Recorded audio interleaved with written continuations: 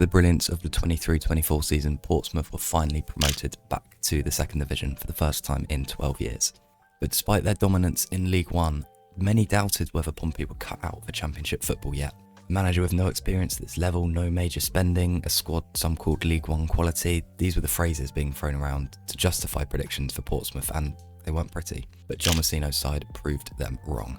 A comfortable 16th place finish achieved in the face of an injury crisis, low moments and pressure from all angles. Yet Portsmouth held firm and crucially, they showed they belong here. Now heading into the 25-26 season, there's belief around Fratton Park. Pompey aren't just here to survive anymore, they're here to compete. So how did they do that, and how can Portsmouth build on that for the upcoming season? Let's find out. The first main section we're going to look at is the tactics. Portsmouth's first 9 games in the Championship were pretty disastrous. They managed just 4 points from a possible 27, leaving Pompey deep in the relegation zone by early October. The 6-1 hammering at Stoke, though, was the final nail in the coffin for John Messino and his coaching staff. It was clear that their previous approach wasn't working at this high level. The possession-based football that served them so well in League One was proving to be the opposite in the Championship. In fact, in over half of those opening 9 games, Portsmouth had more of the ball than the opponents, yet they hadn't won a single match. So on October 19th, when Portsmouth travelled to play QPR, Messino made a tactical shift. Portsmouth played a much more compact, reserved and difficult to break down style, and crucially, they let their opposition have more possession. Despite only having 35% of the ball that day, Pompey secured their first 3 points of the season. This game made it clear, if Portsmouth want to survive in the Championship, they couldn't play beautiful, expansive football anymore. They had to get ugly, sit deeper, be tougher, let the opposition dominate possession.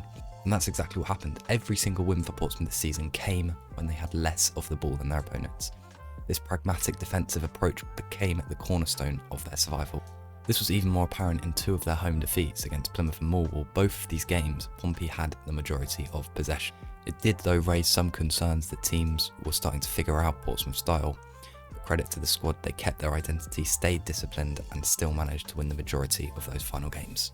Although the tactical approach evolved to suit the Championship, Messino did stay loyal to his trusted 4-2-3-1 formation. It gave the team balance with 2 holding midfielders protecting the back line and giving freedom to wingers and fullbacks in transition. One of the most underrated aspects of their system was the pressing, not relentless but intelligent. Portsmouth pressed in coordinated ways, cutting off passing lanes and applying pressure at the right moments. This helped conserve energy, maintain structure and create chances through forced errors. None more obvious than the goal at home to Middlesbrough, where the press caused a costly mistake against a playoff contender. On the wing, it was a really key area on the pitch as well. Josh Murphy in particular was a game changer. He was given the freedom to isolate defenders on the left, beat them one-on-one and either whip it in with a cross or cut inside to shoot. His goal of the season contender, the rocket at home to QPR, summed it all up: direct, fearless and clinical. One of the biggest reasons Portsmouth survived in the Championship, of course, Fratton Park. Pompey turned Fratton Park into a fortress. Out of their 14 total wins, 11 came at home. That's nearly 80%. Away from home, just 3 wins all season, around 20%. Their form on the road was poor, at times borderline awful. Some terrible performances like Stoke away, West Brom away, but Fratton Park more than made up for it. It became a place where teams just didn't want to go. The crowd was relentless, the energy was hostile, the pitch tight and closed gave Pompey the perfect environment to thrive in their new style. And it wasn't just mid-table sides that Portsmouth were beating at home, they made some serious statements. None more than the 1-0 win over title-winning Leeds United, a 3-0 demolition of Bristol City, playoff semi-finalists, and who could forget the Callum Lang show against Coventry, another playoff hopeful. These weren't lucky results, they were tactical masterclasses built on discipline, pressing and finishing moments. At one point, Pompey were on a 7-game unbeaten streak at Fratton Park, including a 4-0 written live against Swansea. For a newly promoted side, your home form is often the difference between staying up and going down. Pompey knew that and they delivered. Fratton Park became their lifeline, and without it, they just wouldn't have survived. Every survival story has its moments, those turning points, the shift in momentum, change the mentality and make you believe. For Portsmouth, there were quite a few. First, QPR away, as I mentioned before, October 19th, Pompey had gone 9 games without a win. The Stoke embarrassment was still fresh, morale was low, pressure was rising. But in West London, something clicked. Pompey ditched the possession game, went compact, and ground out a gritty 1-0 win with just 35% of the ball. That win didn't just give them points, it gave them a blueprint on how to survive at this level. From that point on, they started to believe. Then came Preston at home. November 4th, still no home wins, still questions over whether Fratton Park could be a fortress again, but this was different. A brilliant 3-1 win, a massive one, the first home victory of the season and the start of a 7-match unbeaten run at Fratton Park. But much bigger than the result was the return of Colby Bishop. He didn't just bring goals, he brought structure, experience and leadership. Pompey looked so lost without him. With him back, the attack had a focal point again. That Preston win changed the whole energy around the club. It felt like the moment that survival became possible. And finally, who could forget Leeds United at home? March 9th, Leeds were flying at the top of the table. Portsmouth were inconsistent and had just come off the back of a tough defeat to relegation contenders Luton, but at Fratton Park, Pompey delivered one of their best performances of the season. A disciplined physical display. Leeds had the ball, but Pompey had the bite. A huge 1-0 win. It wasn't just a result, it was what the result represented. Portsmouth, the newly promoted team, had just beaten the title favourites. That day, it felt like survival was no longer the goal, but respect was.